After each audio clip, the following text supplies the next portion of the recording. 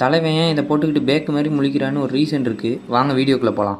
நல்ல மக்களே, மாடி வேறு ரொம்ப பாசி பிடிச்சி போயிருந்துச்சா. ஸோ மழை பெய்யும் போது நல்லா தேய்ச்சி கழுவி விட்டு ப்ளீச்சிங் பவுடர் போட்டு விட்டேன். ஸ்கூபி வந்து அதில் விளாண்டுருக்கும் போல் படுத்து கழுத்தெல்லாம் ரொம்ப அரிக்க ஆரம்பிச்சிச்சு. ஸோ இப்படியே விட்டால் எதுவும் பிரச்சனை ஆகிடும்னு அதுக்கு ஒரு ஸ்ப்ரே வாங்கிட்டு வந்து அடித்தா பக்கத்துலேயே விடல. ஸோ அது அப்படியே புண்ணு வேறு ரொம்ப பெருசாகிடுச்சு.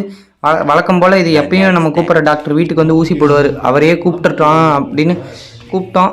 அவர் வரதுக்குள்ளே இதை கொஞ்சம் வெளில கட்டி போடலான்னு பார்க்குறதுக்குள்ளே இது ரொம்ப அட்டகாசம் பண்ண ஆரம்பிச்சிச்சு. இந்த சிறுத்தையை அடக்கிறதுக்குள்ளே பெரும் ரோதனையாக இருந்துச்சு.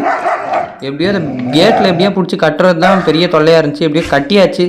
கட்டின கையோட டாக்டர் வேறு வந்துட்டார் கரெக்டாக அந்த டைமிங்க்கு. ஒரு 4-5 ஊசி வேறு இந்த வாட்டிங்க. ஏன்னா இயர்லி ஒன்ஸ் அந்த வேக்சின்லாம் போடணும், அந்த ரேபிஸு மற்ற ஊசிலாம். ஸோ எல்லாம் அதுக்கு ரெடி பண்ணி அப்படியே போட்டு விட்டுறலான்னு போகும்போது தான் கடிக்க வேறு வந்துச்சு. அப்படி நீங்கள் பார்த்தாவே தெரியும். எப்படியோ காலை அடக்கி ஊசிலாம் போட்டாச்சு. அவர் வேறு ஏதோ காலரில் ஏதோ ஒன்று போட சொன்னார், அது சொரியாமல் இருக்கிறதுக்கு. ஸோ அதுக்கு ஏதோ ஒன்று வாங்கிட்டு வந்தேன். இதுதான் இது ஒரு 300 ரூபா போல். இது வாங்கிட்டு வந்து இது போட்டோன்னு பாருங்கள். அப்படியே பயப்பில் தமாஷாக இருக்குது அப்போ இதை போட்டோன்னு. ஸோ இதோட வீடியோ முடிச்சுப்போம். உங்களை அடுத்த வீடியோவில் பார்ப்போம். பாய் பாய்.